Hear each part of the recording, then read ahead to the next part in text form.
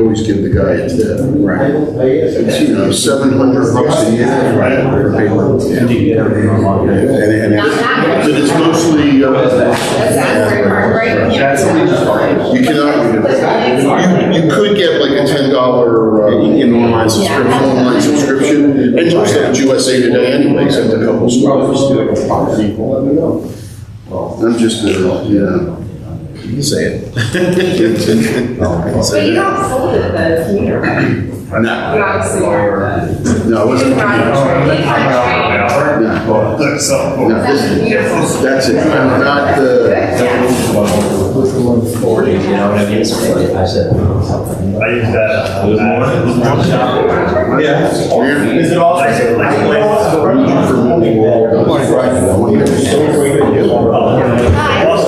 John was here. I don't know where.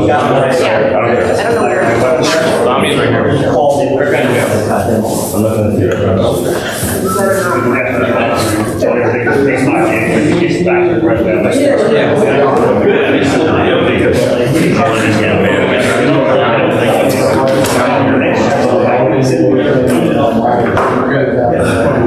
He gets back to your. Everyone hate them. Yeah,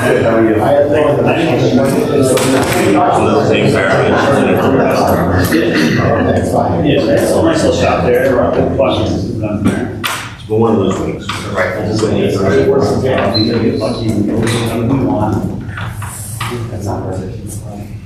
We spoke yesterday, and I talked to him about today's meeting.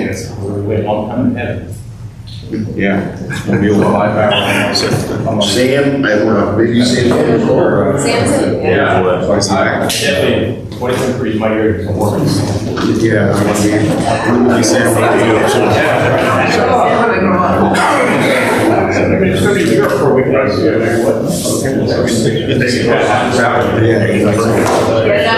get my race in heads. Do you know Yep. Good morning, everybody. Thanks for coming out to our first workshop of 2023. We begin with our pledge allegiance To the flag of the United States of America, and to the republic for which it stands, one nation, under God, indivisible, with liberty and justice for all. Good morning, ladies and gentlemen. This meeting is not called to order. In line with our CRS longstanding policy of the government and in compliance with the Open Public Meetings Act, I wish to advise you to act with notice in this first scheduled meeting and send to the Asbury Park Press and other local newspaper on November 10th, 2023. In each instance, the date, time, and location of this meeting were provided in the notice. This meeting is open to the public. Roll call. Councilmembers Bieber. Here. Booker. Here. Carlotta. Morgan. Here. Keeler. Omni? Here. And motion carries. All right, first up, remarks from the audience. If there's anybody online or in person who'd like to address the governing body, just please say your name, your address, and the floor is yours. Anybody online? Settings. All right. So we'll move on to our, and today's agenda is pretty short, the public agenda, then we do have, I think, 3 items for the executive session, so we'll go into that today also. So, Joe, we'll lead off with our capital projects update. Thank you, Mayor. Council, just an update on where we stand with the number of items. Our 2021 and 2022 road repaving project will start March. As soon as the plants open up again, the asphalt plants. We have 5 streets scheduled to be repaved this year. Greg is working with Dave, Greg Blash is working with Dave Barley on this year's submission for next year's road program, but we have New Street, Peninsula, Embry, Osborne, and Surf scheduled for spring this year. So those 5 streets will be redone. Some curbing, some sidewalk, depending upon, I haven't even seen the plans yet, but there's going to be some curbing and sidewalk done in conjunction with that project. We're going to talk about bulkheads a little later on, but ultimately we've been working on the bulkhead situation downtown, and I know Councilman Bieber is going to be briefing council on that because there are some legal ramifications to it. Check valves downtown, only 2 are installed. The other 3 have to be installed. It's a five units that we're putting in downtown to try to prevent the backflow from coming up from the river into the streets. We had a bad flood the other day. This would have helped a little bit. That was kind of off the chart. They are in Oceanport doing work, and Dave assures me that they'll be back here this week looking at it because he's concerned about the functioning of the current 2, but not only that, but to get the other 3 installed before spring. We received the cost estimates for the downtown relining project of all of our sewer lines, our sanitary sewer lines downtown. To reline them, our engineer Greg has put together a plan. I guess it's a 2-part plan where there's Function of the budget. and a little more than we thought. So we're going to talk about that at budget time. The various committees, the capital committee, the public works committee, as well as borough council on maybe we can do it in over 2 years or 3 years, the relining project. The Rumson Seabright Force Main, we have all our cost estimates are there, and we split that 50-50 with Rumson. It's the force main that comes up under the river and goes to Osborne? Is that where it comes in? Church Street. I'm sorry, thank you, Dave. It comes from Church Street. We did the first eighth of it a few years ago with Rumson. This is our next piece of that, the rehabilitation of that. We continue to work on a garage for the Public Works equipment, as well as some emergency management equipment and all the department's equipment, because we know that it won't be long until we're losing the garages we're renting down on Church Street, as well as parking for employees down off New and Front. So that's something we need to talk about through our budget process, and what I'm going to ask is we have I'll end on this, that we put together another Saturday morning 5-year capital plan where we can all just get together and talk about what we see in the next 5 years. We did that a number of years ago. John, you were here, weren't you? Yeah, 5 years ago. Yeah, about 5 years ago. And, we just set 2 hours, Saturday morning. We brought in some coffee, and the department heads were here, and we talked about their priorities, and we kind of laid them out over the next 5 years. It's not really a funding mechanism, but at least it keeps our eye on the ball, and we look to move forward. And unless there's any questions, that completes my... Joe, I have a question going back to check valves. So the 3 that are yet to be done, there's no issue other than availability of workforce to install them? Correct. I think they're in hand. Yeah, we have. So they're ready to go and we're ready to go? Okay. Any update on what's happening with the other ones that require state support? Greg? Yeah, we, at the last meeting, remember I mentioned that the state, I went back and forth with the state. Yeah. We reduced the meeting size. I went and spoke to both property owners. Mr. Perrine on the south side was accepting of it. Mr. Smith on the north side is not. He would like it to go down the property line, and the DOT cannot, they feel they can't put it down the property line for 2 reasons. One, the right of way on right at the common property line is utility pole. They not only have to move that. So they moved the new manhole for the check valve just to the south, so that puts a camp in the line. And then on the backside of Mr. Perrine's property, he has a dock where he brings his floating dock up onto a rail system. So they can't violate that. So that's why there's a camp to it. That's where it is existing now. Mr. Smith would like it on the property line, but I think we're going to have to sit down and talk with him and say, this is the only place the DOT can put it. If we need it, without it, kind of takes our whole system or planning out of the water.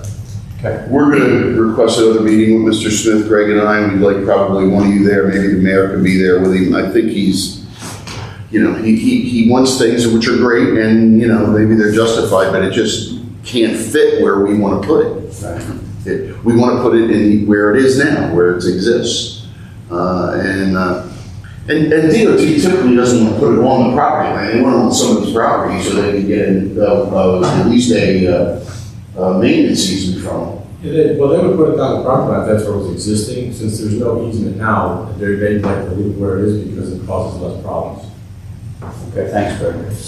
Thanks. Yeah, just to note, I mean, Joe and I spoke briefly about this morning, but the parking issue has been pretty legit. We've been had a nice luxury of having parking space for the last few years, which will probably be drying up. So between Public Works and the other borough parking, and everyone, it was just such a nice extra spot we had over there. And then we might lose one over here at some point. So I don't have a silver bullet, but it is something that we seriously consider, especially for our borough needs. And even the Public Works potential garage kind of thing, that won't handle the parking. That might handle the equipment that we have down there, but it certainly won't handle employee parking. And not that it's our responsibility, but even if the employees downtown, the 70 or 80 or 90, however many we give out, and they go and pay to park, that's taken away from parking that patrons can go use our downtown businesses, so. Chief, what is the number? For the amount of business parking passes, we gave out well over 100 business parking passes, all to park in that Church Street lot. But we also use that overflow for all the employees. If anybody needed a place to park and they needed just an emergency to have a party, anybody on the side streets over by you, we let them park there, give them a pass. For what it cost, it was worth the money to know we could put people there without an issue. And what the number was is it costed $1,500 a month for 4 months, and the total that we made off it was well over $8,000. So it didn't make money for us at the time, but it was worth it because it was just a nice overflow lot to have. We enforced it back there too. We had tickets and it worked. Joe, based on the timing of the Riverfront project, it's likely we will not be able to get that this summer. I would think their first item of business is going to be excavation and bulkhead, where just probably they're going to use that lot for pilings and all that other stuff. I think that's going to be the first thing that goes. Yeah, we almost did get last summer. Yeah. I don't know about Church Street, but those buildings have to be demolished. So I think that kind of stuff's first. Yeah. There's no kick the can forward opportunity probably this year.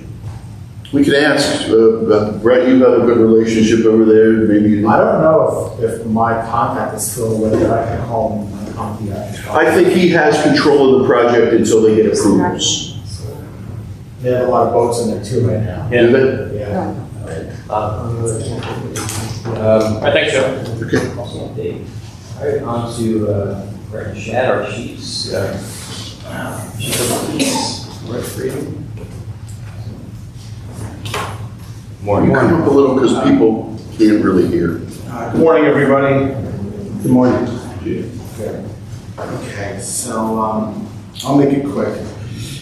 For the year of 2023, we had approximately 5,680 calls for services, which is a lot. We had everything from assaults to background checks to firearm background checks to harassments to hazardous roads, you name it, mutual aids for fire, mutual aid for police, vehicle pursuits, motor vehicle stops, disorderly persons, domestics, you name it, we had a little bit of everything.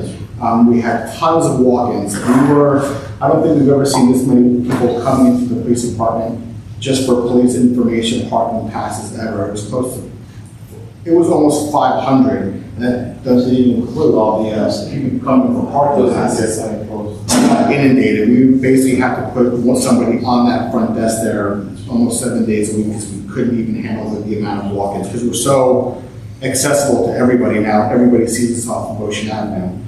I do want to definitely sit about the parking for next year because losing that Church Street lot would be huge for us. We need that lot, no matter what. We need that lot. Everybody knows how to work that lot. It saves us. Also, just a couple weeks ago, we had 2 pretty good floods. They were somewhat predicted, but I don't think anybody really realized the amount of water that came in, not just the Seabright to the Jersey Shore area. We got hit hard. I think we lost in one day over 20 cars. We lost over 20 cars, and it wasn't a lack of putting signs out or barricading. There's people of just, let's see if I can go around the barricades and get through. It was like they all followed each other right into the water. We had to use this place to put people in the fire department, did a great job, pulling people out of their cars.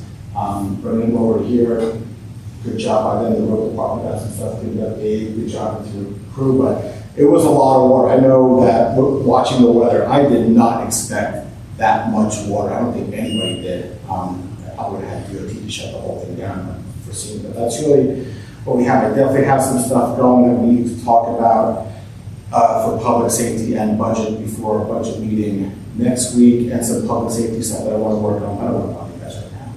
So. Yeah, we've been pretty good for the last 2 years. We didn't really have any downtown flooding ever on the side streets. It was pretty quiet, Yeah. unusually quiet, so it is pretty. It did, and there were some newer residents that had just moved in that they were never told that Seabright can flood. That's I had no answer. I know probably you're kind of on a sandbar, so if anybody has any questions, come see me, but I definitely have some public safety stuff I have to go over and some budget stuff, which isn't too complicated, and that's it. Thanks, Chief. Chief, real quick one. We've talked in the past about difficulty in getting recruits and new officers. How are we doing overall? We are doing okay. What has happened now, every time we actually get someone through the academy and get them certified, another town sees that they're certified and offer them full-time jobs. So it's common. We do it. We have two in the academy now that just started this week. We have a couple of applicants in, and basically the recruiting process is hard. We have the vocational school, Moore Branch, the op school, that we're going to get someone from, but it's not easy. Nobody wants these law enforcement jobs anymore. It's just, before we had stacks of applications, and now we don't. We might have 3. So it definitely has changed over the years. But we will have people out there. We just need a ton of class 1s just for parking alone. We need an army of class 1s. We have an army of class 1s. We can take everybody else to class 2s, bring them all up at nighttime. Thanks. Thank you. Just related to that, I was talking to Joe, we might consider trying to hire a retired police officer to, and that's just one option, to help with the paperwork. One of the things that Chief pointed out to me was the use of these body cameras. They all have to be reviewed. And it takes a regular police officer off the street in the office going through these videos. So if we can find someone who can just do that and free up a line officer. Sounds good. That's a more efficient, use of resources that way. You don't want to take somebody off the beat because they have a little bit of screen, right? So. I apologize, coming later, I got stuck. They were moving one of those Oh, the pipe. 40-foot pipes in and I heard it. So I'll get back to Billy, you're usually 10-10. Hey, Chief Murphy. Just to go off what Chief was saying, I think that last flooding event was the first time, probably since Sandy, that all 3 organizations actually worked together, police and OEM included. Fire and police work together all the time, but we actually brought OEM out. We had all 3 trucks on the streets. That's how many people we were pulling out. And it worked out very well. The other thing that worked out very well is bringing people into this building. We sent the first raid squad over. They opened up the building. They had an ambulance here. And all the people that we evacuated out came here, worked out very well. So, and I think that was kind of what the plan was, either going to be this or the old community center where we're going to be bringing people to. And we always had that plan in our head, and I think we actually applied it that day, and it worked out very well. Calls for us for the year, 560 for 2022, which is our busiest year ever, including Sandy. I